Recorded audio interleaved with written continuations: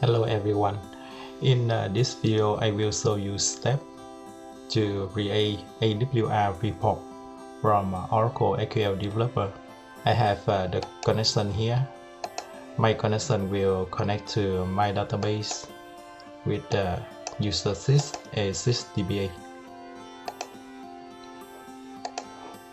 To create AWR report, first of all, we need to go to the menu, view, then open DBA tab.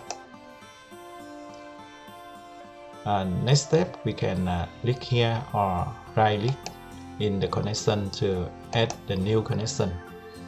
I will choose the connection to my database with the connection by sys user. So make connection here. Then we expand this query performance AWR. Then click here.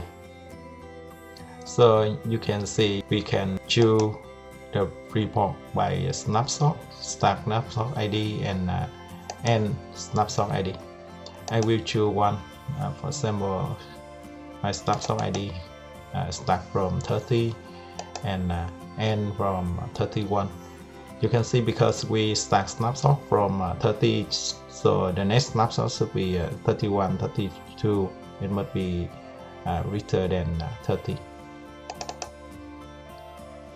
Then we click here to generate the report.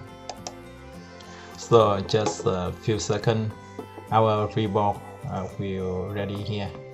This is the information in the AWR report. You can overview it. Then next step, if you want to save the report to another file or location, we can choose here to save the report. For example, I will name the report a report number 2.